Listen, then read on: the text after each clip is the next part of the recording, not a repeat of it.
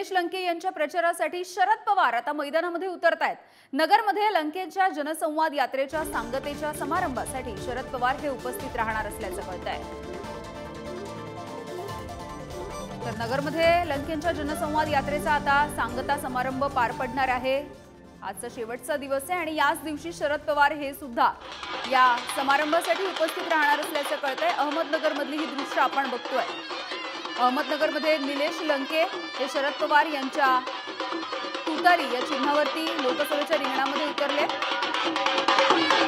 आणि त्यांच्या समोर विखे पाटील यांचं आव्हान असेल, सुजय विखे पाटील यांचं। उमर सय्यद आमचे प्रतिनिधी आपल्यासोबत जोडले गेलेले आहेत। उमर, काय आताचे अपडेट्स आहेत? निलेश लंके यांची जनसंवाद यात्रा सुरू आहे आणि याचा शेवटचा दिवस आहे, सांगता होणार आहे।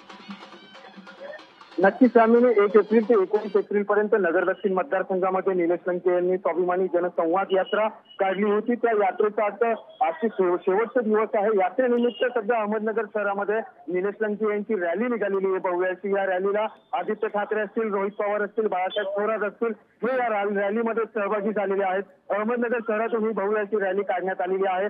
सभास्थळापर्यंत ही रॅली जाणार आहे आणि सभास्थळी शरद पवार, बाळासाहेब थोरात, आदित्य ठाकरे आणि रोहित पवार हे सभेला संबोधित करतील। एकंदरीत अहमदनगर दक्षिण लोकसभा मतदारसंघामध्ये महायुतीचे उमेदवार सुजय विखे पाटील आणि निलेश लंके असा रंगतदार सामना आपल्याला पाहायला मिळणार आहे।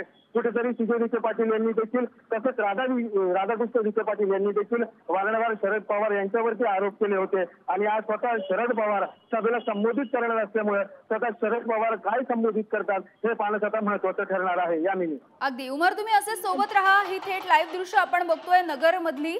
नगर दक्षिण मधून निलेश लंके यांना यंदाच्या लोकसभेसाठीची उमेदवारी देण्यात आलेली आहे आणि प्रचारासाठीची ही जनसंवाद यात्रा त्यांनी गेल्या काही दिवसांपासून काढली होती। आजचा अखेरचा दिवस आहे आणि आपण बघतोय महाविकास आघाडीचे सगळे महत्त्वाचे नेते निलेश लंके यांच्या प्रचारामध्ये सामील झालेले दिसत आहेत आणि मोठी गर्दी जमलेली आहे।